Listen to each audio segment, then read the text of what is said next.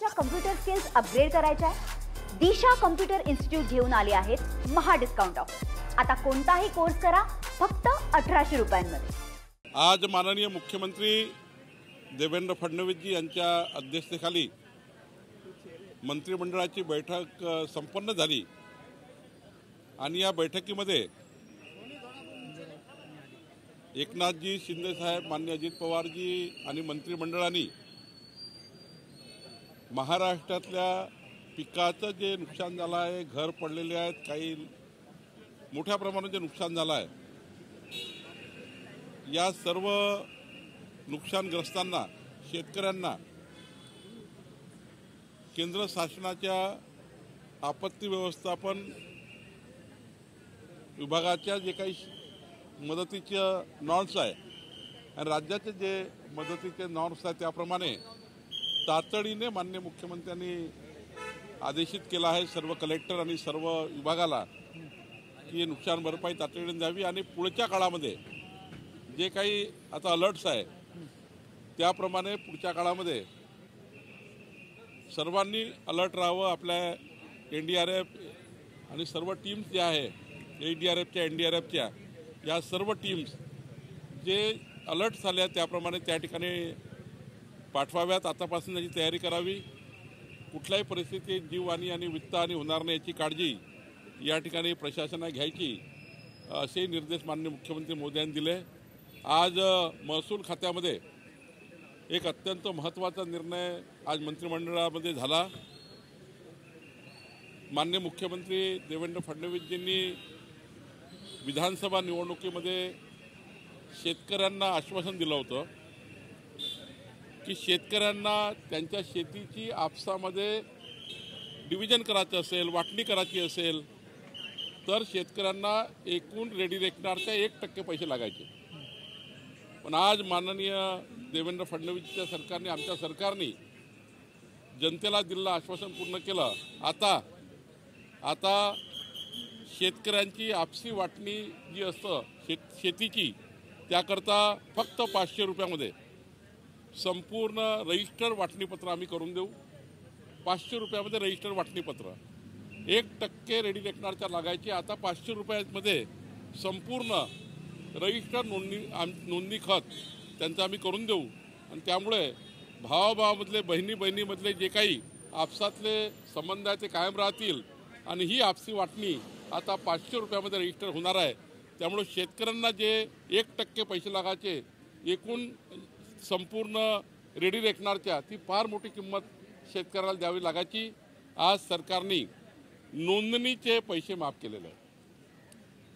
Sir India जाने चंद्रपुरमध्ये 17 दिवसात बारिश को लेकर महाराष्ट्र के वो क्या है? आज माननीय हमारे मुख्यमंत्री देवेंद्र फडणवीस जी के अध्यक्षता में माननीय एकनाथ शिंदे जी, माननीय अजित पवार जी और सभी मंत्रिमंडल में एक बैठक हुई और इस बैठक में महाराष्ट्र में जो बारिश आई है और हमने कभी देखा नहीं था कि मुंबई के कुलाबा जैसे एरिया में 200 mm का इतना बारिश होगा। और महाराष्ट्र में भी कई जगह ऐसी बारिश हुई, पुणे में हुई, बारामती में हुई, सब महाराष्ट्र में हुई है। ये बारिश में जिन जिन व्यक्तियों का, जिन जिन घरों का, जानवरों का या फिर घर गिरे हैं, ये सारा नुकसान जो हुआ इसका प्रेजेंटेशन आज इस कैबिनेट में हुआ। और आगे क्या अलर्ट्स है, महाराष्ट्र में कहाँ और बारिश होने वाली है, अगले 15 दिन में क्या अलर्ट्स है, उसको देखते हुए माननीय मुख्यमंत्री जी ने 2 निर्णय लिए। एक तो जिनका नुकसान हुआ है वो जो केंद्र सरकार के आपत्ति व्यवस्थापन के सारे जो नियम है और राज्य के आपत्ति व्यवस्थापन के नियम है, सारे नियमों से मदद मिलनी चाहिए और जिन जिन का नुकसान हो उसको नुकसान भरपाई देनी चाहिए। ये निर्णय और स्ट्रांगली सभी जिलाधिकारी, सभी प्रशासन के अधिकारी को दिया गया।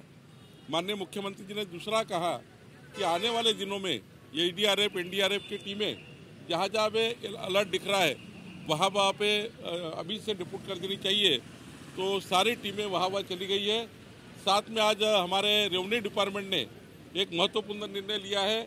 किसानों में अगर अपने बेटे और बेटियों में आपस में जमीन बांटना है तो ये जमीन बांटने के लिए रेडी रेकनर के 1% पैसा किसानों को लगता था डॉक्यूमेंट रजिस्टर करने के लिए। लेकिन देवेंद्र फडणवीस जी ने चुनाव में आश्वासन दिया था कि किसानों का ये समस्या हम हल करेंगे। आज निर्णय हुआ है कि आपस में अगर किसान अपने बेटियों को और बेटे को आपस में अगर डिवाइड करते हैं खेती को और पार्टीशन करते हैं, अब केवल 500 रुपया में सारा डॉक्यूमेंट रजिस्टर किया जाएगा और नोंदनी फी को रद्द किया गया। ये बहुत बड़ा निर्णय महाराष्ट्र के किसान के लिए देवेंद्र फडणवीस सरकार ने लिया, हमारी सरकार ने लिया। सर, आदित्य ठाकरे कहते हैं कि बीएमसी का जो 2.5 साल में भारतीय जनता पार्टी का मैनेजमेंट है वो फेल हुआ है। संजय राऊतांनी पंतप्रधानांवरती थेट आरोप केलेला आहे, ऑपरेशन सिंधूर हे फेल झालेलं आहे। जगातले संपूर्ण देश हे मान्य करता आहेत, अमेरिकेसारखे देश, बलाढ्य देश मान्य करता है की दहशतवादाच्या विरुद्ध जी लढाई मोदीजींनी लढलेली आहे ही लढाई प्रचंड ताकदीने लढलेली आहे। दहशतवाद संपून टाकण्याचा जो मोदीजींनी संकल्प केला आहे त्या संकल्पाला संपूर्ण विश्वाची साथ मिळत आहे, जगाची साथ मिळत आहे आणि संपूर्ण जगाने मान्य केला आहे की दहशतवाद हा संपवला पाहिजे। मोदीजींनी संपूर्ण जगाला आव्हान केलं की भारताने केलेली कारवाईप्रमाणे आपण सर्व एक येऊया आणि या देशातला जगातला दहशतवाद संपूया। जर जगाने मान्य केलं तर आज संजय राऊत वगैरे कोण आहे, कुणाची बरोबरी करताय? आणि त्यामुळं यांना आता त्यांच्या पायाखालची वाळू सरकलेली आहे। ऑपरेशन सिंदूर हे या जगातला दहशतवाद संपवण्याकरता सुरुवात आहे आणि ज्या पद्धतीने मोदीजींनी आणि आमच्या सैनिकांनी हा पराक्रम केला आहे, 140 कोटी भारतीयांनी मान्य केला आहे। संजय राऊतनी मान्य केलं की नाही केलं काय फरक पडतो? सर, संजय राउत कहते हैं कि ऑपरेशन सिंदूर जो है वो फेल हुआ है। इस तरह से उनका बयान को देखते हो। पार्टी बता रहे ऑपरेशन सिंदूर कितना कामयाब है, भारत आतंकवाद के खिलाफ किस तरह से एकजुट है। वहाँ पे संजय राउत की पार्टी की प्रियंका चतुर्वेदी है, लेकिन संजय राउत यहाँ पर कह रहे कि ये विफल है, इस्तीफा देना चाहिए। पूरे विश्व ने, अमेरिका जैसे देश ने और पूरे विश्व के सारे देशों ने ये मान्य किया है कि मोदी जी ने जो दहशतवाद के खिलाफ कदम उठाया है वो कदम पूरे विश्व को आगे लेके जाने वाला कदम है। पूरे विश्व ने साथ देने की बात की है। हर अमेरिका जैसे देश है, कई देशों ने आर्टिकल लिखे हैं, कई देशों ने वहाँ पर अपने सारे मीडिया में मोदी जी का ये किया हुआ काम, सराहनीय काम करके बताया है। और पूरे विश्व ने ये सोचा है कि मोदी जी का दहशतवाद के खिलाफ जो उन्होंने निर्णय लिया है ऑपरेशन सिंदूर जैसा, इसको आगे लेके जाए और पूरे विश्व से दहशतवाद खत्म करे। और जिस प्रकार से मोदी जी ने ऑपरेशन सिंदूर की बात की है उसी प्रकार से पूरे विश्व में भी है और महाराष्ट्र के और देश के 140 करोड़ जनता ने स्वीकार किया है। ये संजय राउत कौन होता है? ये संजय राउत के वजह से उद्धव ठाकरे जी की शिवसेना पूरी समाप्त हो चुकी है। ये संजय राउत वक्फ बोर्ड के सुधारना विधेयक को उसको मदद करने वाला है। ये पाकिस्तान की भाषा बोलता है संजय राउत पाकिस्तान की भाषा बोलता है। और जिस प्रकार से पूरा देश मान्य कर ले, 140 करोड़ जनता तिरंगा यात्रा निकाल रही है, हर गांव में तिरंगा यात्रा, छोटे छोटे बच्चे तिरंगा लेकर गांव में घूम रहे हैं। जाके देखे, ये मुंबई में घर से बाहर निकलते और बोलते ऑपरेशन सक्सेस नहीं हुआ, पूरे देश मान्य कर रहा है, छोटे छोटे बच्चे तिरंगा लेकर घर घर घूम रहे हैं। तो ये जो है ना, ये सटिया गए हैं और इनकी पार्टी पूरी बर्बाद करने का काम संजय राउत ने किया है। आगे भी ये बर्बादी करेंगे और महाराष्ट्र का नाम खराब करने का काम, मैं तो ये कहता हूँ 14 करोड़ जनता का नाम संजय राउत खराब कर रहे हैं। जो 14 करोड़ जनता ने मान्य कर लिया कि ऑपरेशन सिंदूर ये मोदी जी ने और हमारे सैनिकों ने पूरी तरह से सक्सेस किया। और इसके बाद देश में मोदी जी ने कहा है अगर इसके बाद दहशतवाद की यहाँ पे बात होती है तो हम युद्ध करेंगे, ये भी मोदी जी ने कहा है। ये भी सराहनीय बात पूरे महाराष्ट्र मानने की और देश ने मानने की। आदित्य ठाकरे कहते हैं बीजेपी का पाणी भरताना पाहायला मिळालं, मात्र MMRDA ने आधीच अहवाल दिला होता का मुंबईमध्ये अशा प्रकारची मेट्रो जी आहे ती यशस्वी होऊ शकत नाही. कसं बघते याकडे? काल मेट्रोमध्ये पाणी भरलेलं आहे, मात्र 2017 मध्ये MMRDA ने अहवाल दिलेला होता. तर कुठेतरी हे जे मेट्रो आहेत अशा प्रकारची मेट्रो सक्सेस होऊ शकणार नाही.